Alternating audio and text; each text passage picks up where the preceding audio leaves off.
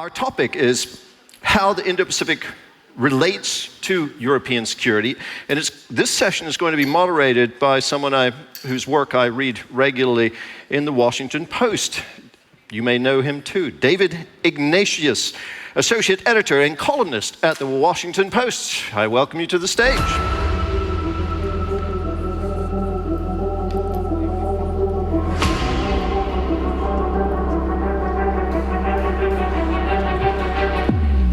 So I'm David Ignatius, as the announcer just said. Let our panelists get seated.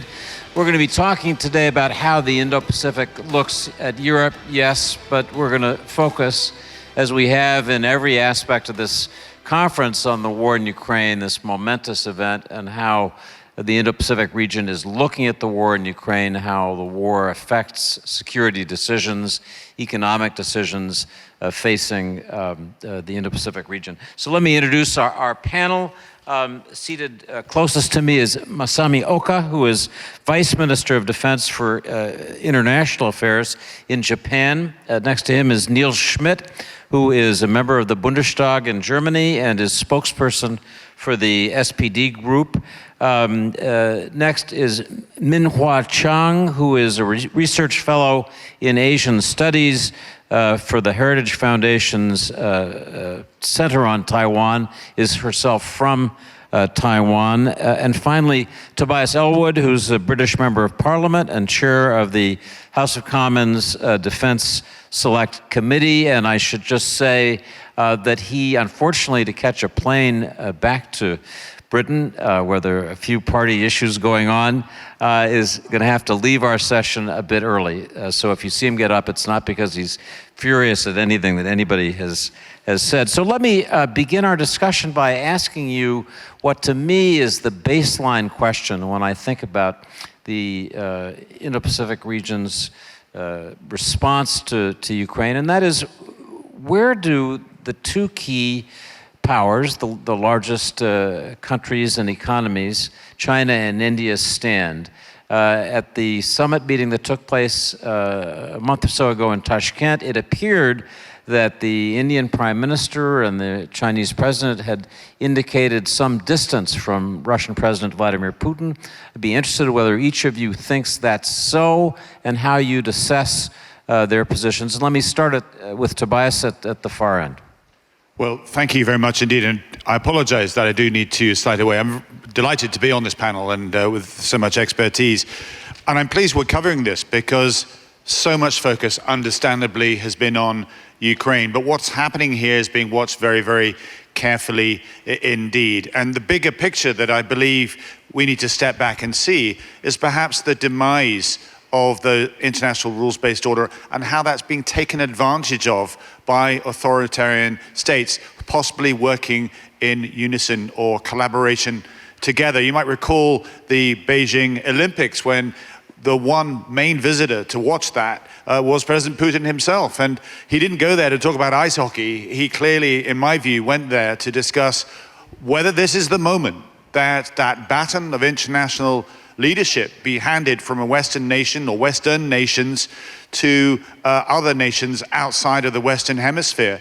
And I believe, unfortunately, that the peak, the high tide mark of Western liberalism since the Second World War was our departure from Afghanistan. And that's where countries have decided, actually, the West have become a little risk-averse, a little bit timid in what we stand for, what we believe in, what we're willing to defend. It's now our moment to perhaps to flex our muscles a bit. And Ukraine is a great example of that. The difference between the two, I think, is that China does things far more slowly. Why do today what you could do in 5 years a lot more easily? Whereas Putin, perhaps, given his age or whatever like that, he wants to be on the stage. He wants the world to know that Russia is back, and therefore what he's actually doing is all part of a grander plan. But I think we must treat both areas in connection with each other, because what happens here, as I say, could be repeated in some form or another in due course in the South Pacific.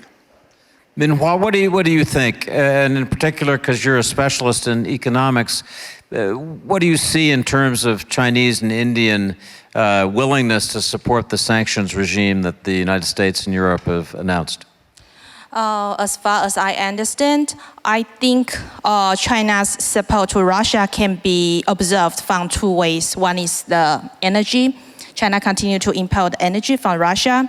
China benefited from the cheaper energy price right now from Russia. And the other one is the greater use of RMB in bilateral transactions. And these two kind of support to Russia is not restrained, is not limited by the sanctions right now. But as for the current sanctions, Chinese companies, for example, they withdraw their business from Russia as soon as the war started. So I mean, basically China tried to obey the international sanctions and try to help Russia as long as something like buying energy or use of RMB, they are not restrained by the sanctions. So I think to some extent, China is still aware of the international sanctions. China is still trying to be receive the secondary sanctions. Thank you. Nils. Well, I think we have to distinguish the reaction from China from that from India. They are in a very different situation with regard to the invasion in Ukraine. And we have also to make the distinction between two stages. Immediately after the start of the war in Ukraine, the focus of the Chinese reaction was about the effects of sanctions and the possibility of China being sanctioned as widely as Russia is. And there was a reflection starting in China, okay, look, this might happen to us as well. Whereas in the case of India, it's not so much about sanctions, because the Indian economy is not as open to foreign trade as the Chinese economy, but it's more about how can we bring India as a potential partner in countering Chinese influence in the Indo-Pacific, and the effects on that were what was really concerning to us, because we had expected that a democracy would sideline with us democracies in the West on this issue, and the Modi government chose not to do so. Now, after the meeting in Tashkent and the partial mobilization, we've seen another type of reaction coming out, and in this respect, the Chinese reaction, the Indian reaction were more or less similar. That is now a first doubt about the reality and the possibility of Russia prevailing militarily in Ukraine, and the idea that maybe it's better to be on the side of the international community and of international law, especially when it comes to the potential use of tactical nuclear weapons. So I think for us, in order to influence the course of things in the Indo-Pacific, it's very important to make these sharp distinctions between India and China. Fair point. Masami, how does this look from Tokyo? And I should just add, since we're talking about Asian reactions to Ukraine, one of the startling things has been what a strong supporter Japan has been of Ukraine, along with South Korea, but Japan right from the beginning, supporting sanctions and in other ways helping Ukraine. What do you think about China and India? Well, thank you very much for this opportunity to speak in front of such distinguished guests. And the Russian invasion into Ukraine has, at least from our viewpoint, reminded us of the indivisibility of security in Europe and security in the Indo-Pacific region. We view the aggression against Ukraine by Russia a kind of a blatant violation of the principles of international law and attempt to change the status quo in a coercive manner. And that kind of unilateral action could potentially occur in other areas as well. And unless the international community is united to resist that kind of action, that might have other potential actors miscalculate and they might do the same kind of things in other regions. So as a member of the G7, Japan has been very active and take a lot of responsibility to support the efforts on the part of Ukraine. And with regard to India, we do have a lot of interactions even in the defense field, and we do share the democratic principles and other fundamental values with India. And there may be some historical background which lead to some kind of difference, but still we would like to engage in a lot of endeavors, including bilateral or trilateral, or for that matter, quadrilateral military exercises and so on with them, so that we could have a closer relationship with India. Thank you. So I want to direct a follow-up question to Tobias, because you sit on the Defense Committee in the House of Commons, have access to a wide range of information. What do you think the reactions of China and India, but more generally of Asian nations, would be if Putin did use tactical nuclear weapons or chemical weapons in the Ukraine conflict? Well, I mean, that's the big question that we now need to face. And unfortunately, Putin has taken advantage of how risk-averse, how timid the West has become. We didn't think he would invade, and he's done so. We didn't react to Georgia when parts of that were invaded, nor Crimea or Donbass originally. Go back to Syria, and there were some red lines crossed there. So he's exploiting, perhaps, our collective weakness. I think after 30 years relative peace since the Cold War, we've lost that Cold War statecraft capability of being able to look our adversaries in the eye and stand up to them, but controlling the escalatory ladder to make sure things don't get out of control. We now face a precipice. What do we do if a low-yield tactical nuclear weapon might be used? Something very small, not like we've seen 70 odd years ago, but something minute, but you'd still be crossing a threshold. And I think as a deterrent, the West needs to think very, very carefully that this idea of strategic ambiguity, of being vague about what you might do, but you might do something, is not strong enough. Putin is on the back foot, he's humiliated, Russia has been intimidated on the international stage, and there's a lot at stake. This is his war, and he could find an excuse, a false flag or whatever, to actually launch or cause some sort of nuclear attack. And today, now, at this moment, we need to be crafting what our response should be and tell him. It should be conventional, probably involving every F-35 in NATO's arsenal, taking out perhaps every asset there is in Ukraine itself. But the danger that we've got is that he's claimed 4 chunks of eastern Ukraine to be Russian territory, and therefore that being the excuse that he can use to use those nuclear weapons. We're in a dangerous era now, and we need to qualify and be strong and stand up to this adversary.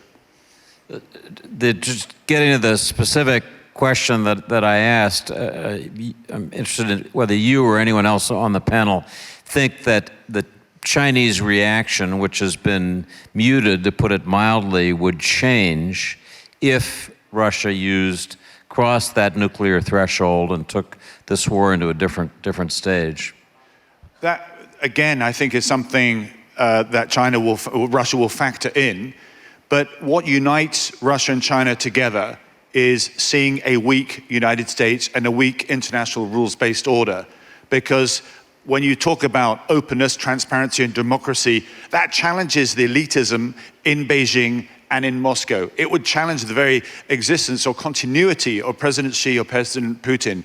So they are united in wanting to see a weaker West. So probably China will be upset and perhaps affected by this. But in the longevity of time, I think Putin will factor this in to say, actually, I'll get away with it probably. It probably will. They'll say something public about it, but their long-term projection, perhaps to splinter our globe into 2 spheres of competing influence. I'm afraid my view is that Putin has made his decision to try and pivot Russia to point eastwards, to sell his oil and gas and other weapon systems to China in recognition that China will not ask difficult questions and will allow him to continue his activity, whereas the West, we ourselves, need to upgrade our engagement and our willingness to stand up to this. This is a pivotal point. We've entered a new era of insecurity. I'm not quite sure that the West is really appreciative of just where we are and how dangerous our world is becoming. Certainly that appreciation grows day by day. So I want to turn to the question of Taiwan. From the beginning of this war, one question that people have asked is, what are the lessons of the war in Ukraine for the Taiwan Straits conflict, if it should become a military conflict? And there are two sides of that, and I'd like to ask the panel to address each. One is, what are the lessons for Taiwan in terms of what it buys, how it conducts its economic affairs, what strategic position it takes? The other is, what's the lesson for China? Does China see this as an indication that it should move quickly, that it should be cautious and avoid the kind of catastrophe that's befallen Russia? Let me ask Min-Hua, who's from Taiwan, to begin our discussion, but then I'd love opinions from each of you. Thank you. So I think there are economic lessons and political lessons for Taiwan. Economically, we know that Taiwan has relied on China a lot in terms of export and investment. So the economic reliance has declined in recent years, but the US-China trade war has accelerated this economic separation, less and less Taiwanese investment in China. And the outbreak of war has warned Taiwan even more about the danger of these economic ties with China.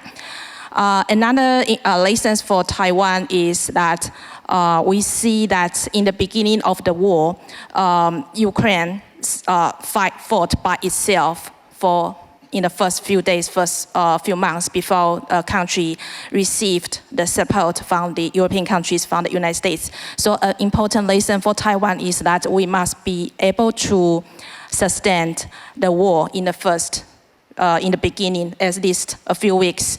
For maybe the major countries, they have to reach a consensus how to do with China and Taiwan. So that's a very important lesson for Taiwan, because Taiwan has never experienced war since the end of World War II, since the end of the Civil War in China. And so that provides Taiwan a very important lesson that we must be careful that China's attack is real and can happen anytime in any unexpected moment. And for China, I do think that the Ukraine war also provides lesson for China is that the sanctions applied to Russia today can be applied to China. The difference is that China has greater economic linkage with the international community. So that means if the same sanctions apply to China, China may suffer more than Russia today. And also, today, when Russia received the sanctions, Russia is isolated economically, but Russia has China to support its economy. So Russia can have the minimum survival economically. But for China, if China receives the sanction, who is going to support China? So that's a very important question for China. And I believe that Chinese leadership perceive this danger. They have this concern. So the economic is their biggest weakness if they want to launch any war against Taiwan. Thank you. Yes, Tobias. I've got to go, so I do apologize. British Airways flight, so I do apologize. Thanks very much indeed. Bye-bye. Thanks to our panelists. Let me turn to Nils and ask, try to put yourself for the moment in the mind of Xi Jinping in Beijing. You've been watching Russia's enormous difficulty, one could almost say catastrophe, in trying to subdue this smaller but very feisty nation.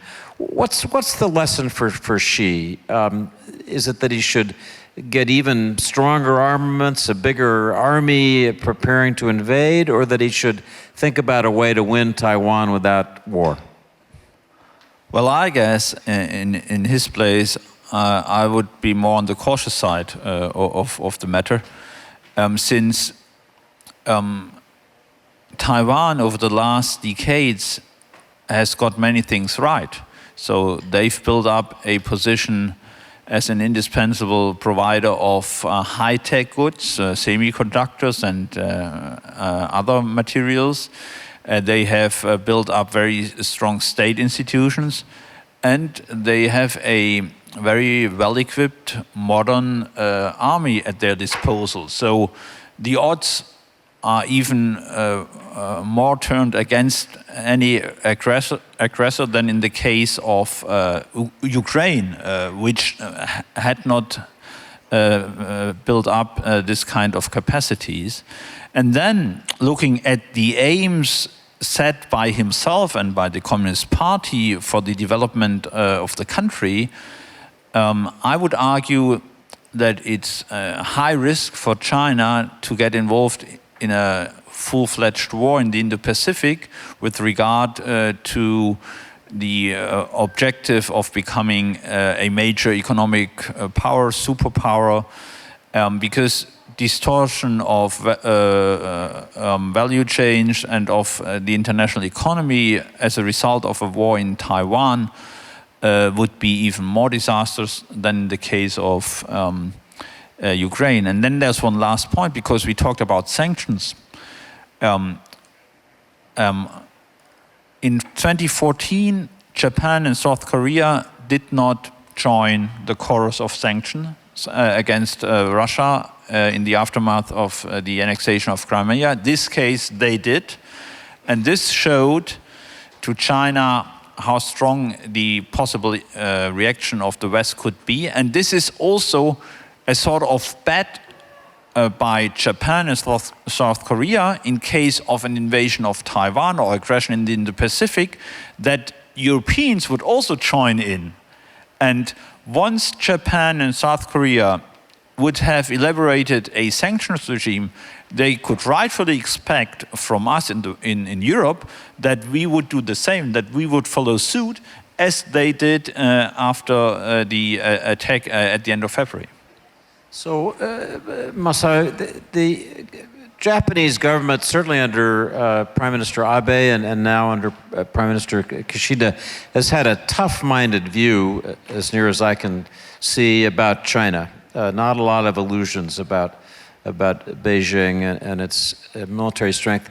Do you feel that the United States and the West now see the potential dangers from China in a way that's compatible with Japan's view? And if you'd maybe speak a little bit about the interesting new organization, if you will, the Quad, which has in it Japan, India, the United States, and Australia in a, not sure just what it is, whether it's a partnership, informal cooperation agreement, but talk a little bit about how you see China and how you see the Quad as a force to perhaps constrain Chinese power.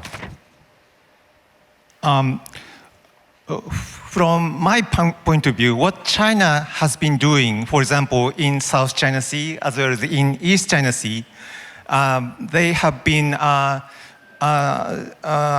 attempting to change the status quo, and they did to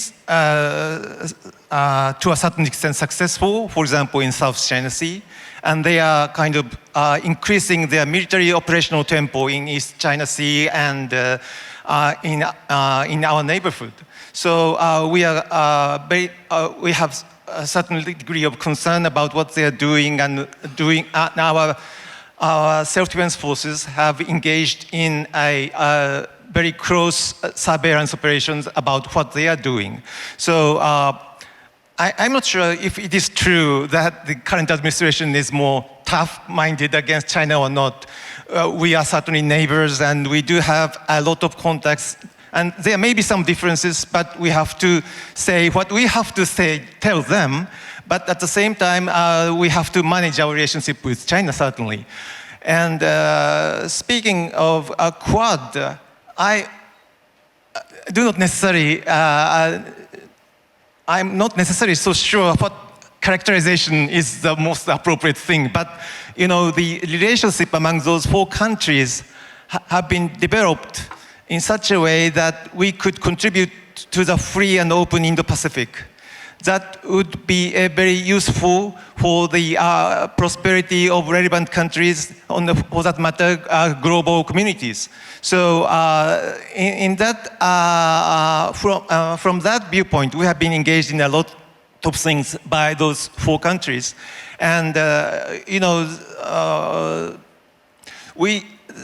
so that's kind of our attempt to contribute to the peace and stability in the Indo-Pacific. Thank you. I want to turn now to a question that's been very much on the minds of business leaders around the world, and that's the supply of semiconductor chips. Taiwan famously is the world center for manufacturing the highest end chips. In this period of chip shortage, a lot of countries, including the United States, have been spending money to develop their own new chip-making facilities. Min-Hua, maybe as somebody who follows economics carefully, you could speak first to whether you think Taiwan's chip-making industry is vulnerable to Chinese takeover or threats or other manipulation.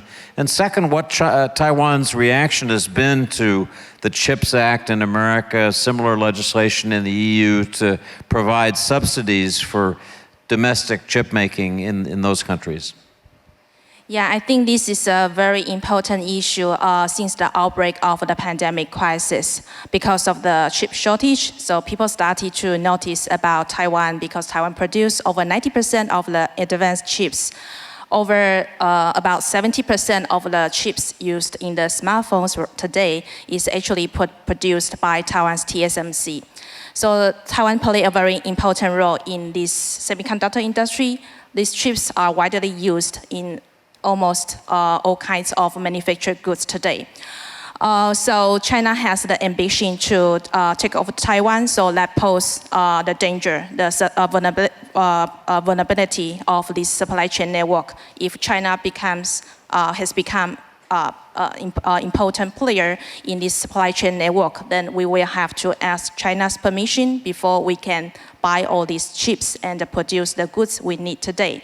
So I think nowadays many countries, they have the concerns about the potential tension in the Taiwan Strait, maybe the outbreak of war in the Taiwan Strait. So they try to try to call back all these manufacturing production back to their home countries.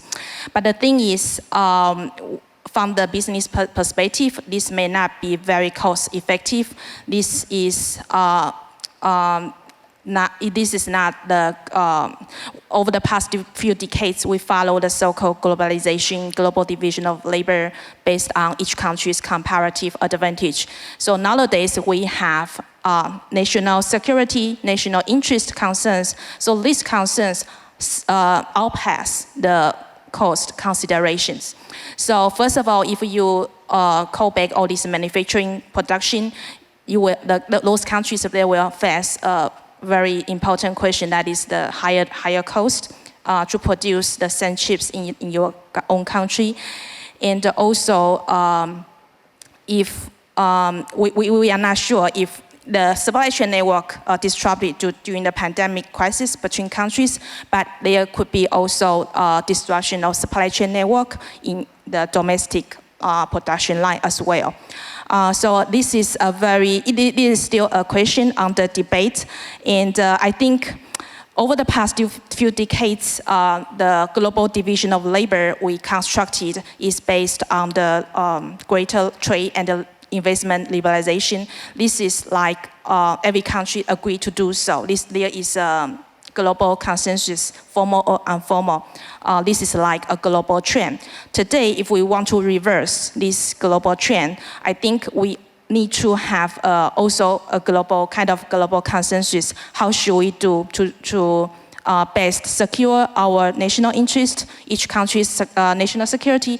At the same time, we don't need to spend so much money on rebuilding another supply chain network. We don't cause trouble. We still want the economy to continue to prosper, to develop. At the same time, I also understand we have the national security. So I think there is a need for every country to find out, to look for the balance between the national security and the economic interest. Thank you.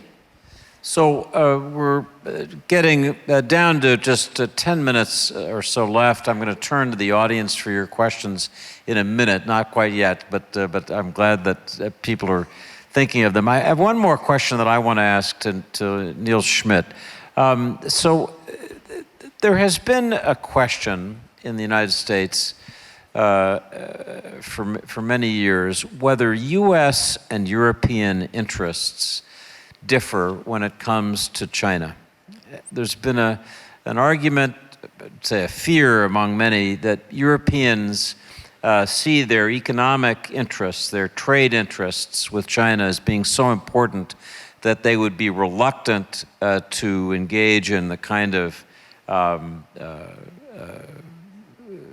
competitive behavior, consider the kinds of constraints the U.S. Really is advocating these days from both parties. So the simple question is, do you think the U.S.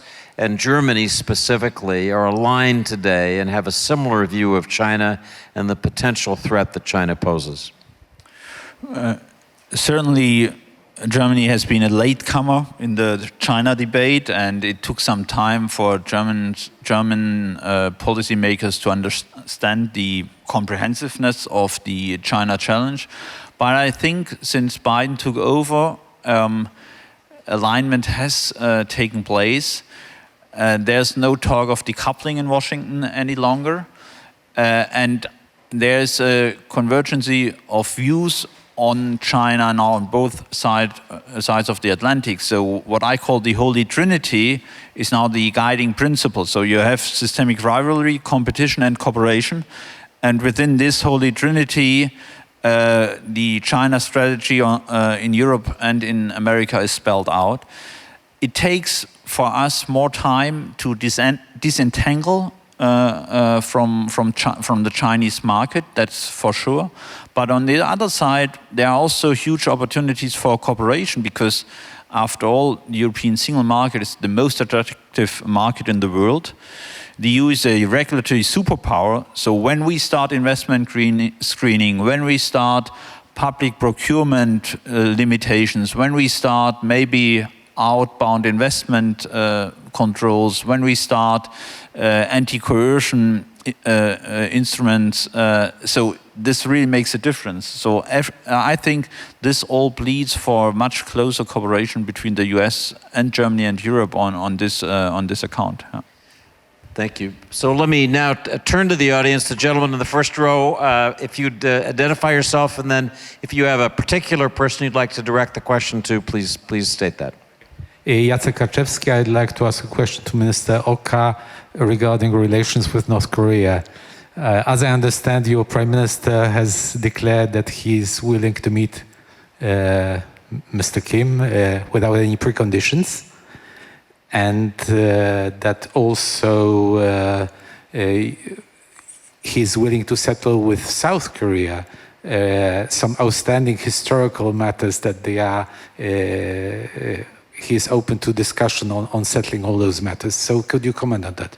Because North Korea supplying arms to Ukraine, to Russia, to in the fight in Ukraine, it's all interconnected. On North Korea, from the viewpoint of the security of Japan, they have conducted 6 nuclear testing already They conducted six nuclear testing already in the past, and they have tested a lot of ballistic missiles. And particularly this year, they launched ballistic missiles at an unprecedented pace. And I left Tokyo yesterday, as a matter of fact, right after their launch of IRBM class or higher level ballistic missiles flew over the territory of Japan. And that's a kind of a very much something we cannot tolerate at all from the viewpoint of the security of Japan and from the viewpoint of protecting our country and so on. And those missile threats certainly have a very important impact, not only in Japan, but they are also engaged in developing ICBM capabilities, which could at least potentially reach European countries as well. So I think it would be very important from our viewpoint to have a unity of the international community, including the United Security Council, to have effective measures against North Korea. And speaking of South Korea, probably I'm not necessarily in a good position representing only the Ministry of Defense to talk about the entire Japan-ROK relationship. But, there are certain issues between the two countries. But as a very important neighbor, I think we have been engaged in diplomatic consultations with ROK so that we could reach some kind of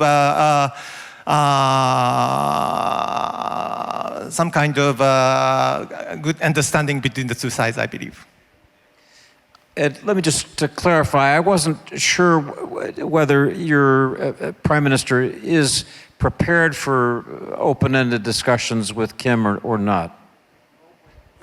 With Kim Jong-un. I think what he basically said is he is prepared. I'm not sure I precisely remember what he said, but he is prepared to talk without conditions to meet and discuss issues between the two countries. And obviously, we have a very important agenda, which is the abduction issue.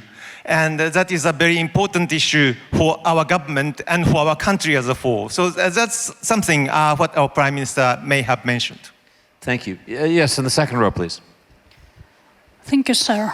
My name is Maria Berlinska. I'm a Ukrainian war veteran. When war started in 2014, I was a student and I had to join to the army on volunteer basis and became a specialist in air reconnaissance, and I'm a drone operator. But my question will be not about weapons. We will discuss here about weapons, drones, how to protect Ukraine. But my question will be about a different thing. Sorry, I'm nervous a little bit. Oh, please. During past 7 months, I lost a lot of my friends. Some of them tortured and killed in very horrible way. A lot of my friends who sisters in arms, women, a lot of them raped, a lot of children killed. And I understand that this war for us, as well as for Taiwan, it's about existing, how to exist in this world. But sir, when war started, I joined to the army. I'm pacifist by myself, but I had to join to the army because of my people, of Ukrainian people. I did believe that I have to protect my country, it's my duty. But as of now, in 2022, I did understand that I do everything not for my country, not for my people. At the end of the day, after bomb shelling and after I did under a lot of artillery attacks, I understood that I do everything for my soul. Let me just, we're deeply moved by your story. Do you have a question for our panel? My question here, one simple question. At the end of the day, we all here are not people from Japan or America or from Poland and so on. Everyone, we are humans here. And everything that I do for my soul. Because at the end of the day, I will die, sooner or later. Because of Russian shelling, because of Russian bombs, because we are discussing nukes. We're over time now, so I'm going to have to ask you, as I say, we're very moved. I'm going to turn this back to the panel. Thank you. Because we're discussing nukes as usual things. And sooner or later, Putin will strike us. And I know that he will strike us by nukes, by tactical or strategical nukes, doesn't matter. I'm not politician. I don't understand all these high geopolitical things. But I would like to ask all of you, let's do everything for our souls. Let's protect Ukraine for your souls. We all will die. And at the end of the day, I would like you to pass with free soul, free hearts, with love in your hearts. And with this feeling that you Madam, I've got to ask you. I've got to ask you now. Please, thank you so much for what you said. We've got to ask you now to sit down. Thank you. Thank you. My ask is, please tell me what we have to do to protect innocent people in my country and all over the world. Okay. So, does anybody want to take a response to that? If not, we're going to go to one more question. Okay, so let's go to the woman there, and this is the last question, then we'll come back to our panel. Thank you. Sorry. I'm Olena Tregup, Independent Defense Anti-Corruption Commission from Ukraine. My question is very simple. I'm really curious, as a Ukrainian, Tobias Ellwood, who left, he said that maybe Russia attacked because Euro-Atlantic community was perceived as weak by Putin. And I wonder, my question is to our democratic friends from Taiwan, from Japan. Your societies in Japan, in Taiwan, as of today, as of October 22, do you think that the Western support for Ukraine is good enough to help us win? Or you still think that it's not strong enough? What is the position of majority? Good final question. And let's ask each member of the panel to make closing comments in answering that. Min-Hua, why don't you start? I will just give a very brief final word. I think I'm very touched to what this girl just mentioned about.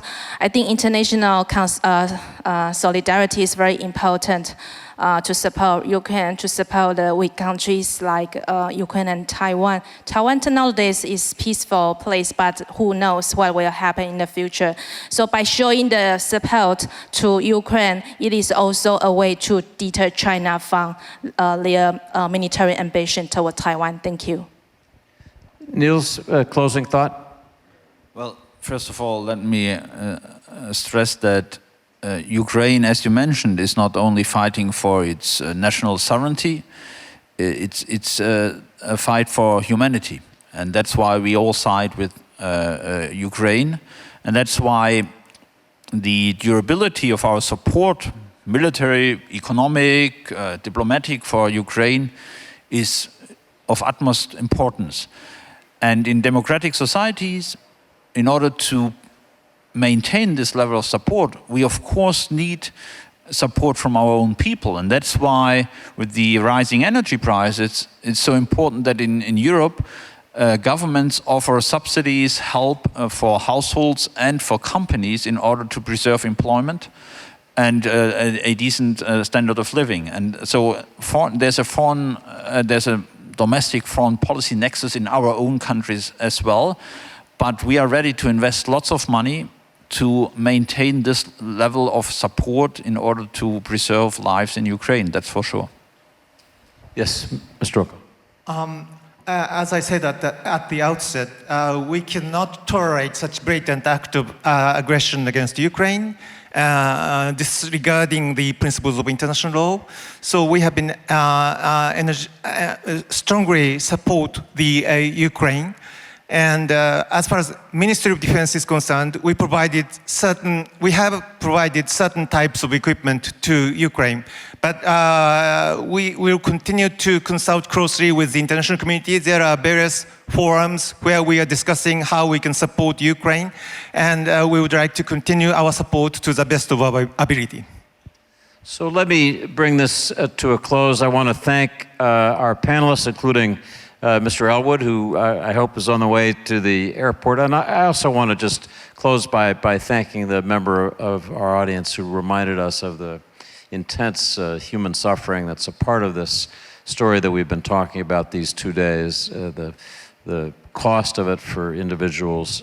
So thank you for sharing that with us. And thank you all.